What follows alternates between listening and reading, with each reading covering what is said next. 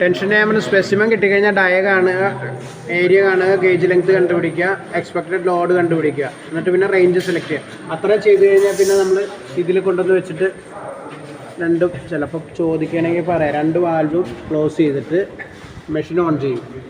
On ചെയ്ത് കഴിയുമ്പോഴത്തേക്കും സ്പെസിമെനൊക്കെ പിടിപ്പിച്ച് കഴിഞ്ഞ് മെഷീൻ ഓൺ ചെയ്ത് കഴിയുമ്പോൾ ഈ നീഡിൽ, ഇത് ഡമ്മിയാണ്, ഈ ഒറിജിനൽ നീഡിൽ മൂവ് ചെയ്ത് ഏതെങ്കിലും ഒരു പർട്ടിക്കുലർ പൊസിഷനിൽ ഒരു 10 സെക്കൻഡ് 5-10 സെക്കൻഡ് നിൽക്കുമ്പോൾ അതാണ് നമുക്ക് ഈൽഡ്.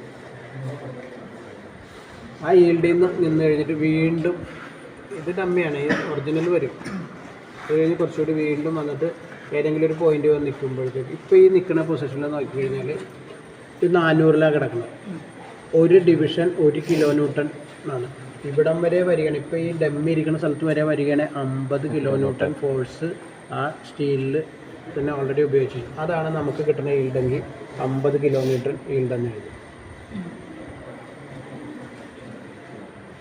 ഇനി ആ ഈൽഡിൽ നിന്ന് കുറച്ചുകൂടി ഇങ്ങോട്ട് പോകുന്ന ഇത്രയൊക്കെ വരുന്ന സമയത്ത് ഇവിടെ തന്നെ ഇട്ടിട്ട് അപ്പോൾ നമ്മൾ വീണ്ടും ഇങ്ങനെ എഴുതുക 55 തന്നെ കൗണ്ട് ചെയ്യണം. 55, 60, 65, 66, 67, 68. അപ്പോൾ നമ്മുടെ അൾട്ടിമേറ്റ് 68. ഈ അൾട്ടിമേറ്റ് 68 കിലോ ന്യൂട്ടൺ എന്ന് എഴുതണമെങ്കിൽ ഇവിടെ നിന്ന് കഴിയുമ്പോഴത്തേക്കും അതിൽ നെക്ക് ഫോം ചെയ്യാൻ തുടങ്ങും. നെക്ക് ഫോം ചെയ്യുന്ന പൊട്ടുമല്ല, പൊട്ടിക്കഴിയുമ്പോൾ എന്തൊരു പുറകോട്ടും. അപ്പോൾ ഏറ്റവും അൾട്ടിമേറ്റിൽ വന്നിട്ട് പുറകോട്ട് പോകാൻ തുടങ്ങുന്ന അതാണ് അൾട്ടിമേറ്റ്. നമുക്ക് ആ 2 റീഡിങ്ങാണ് എടുക്കേണ്ടത്.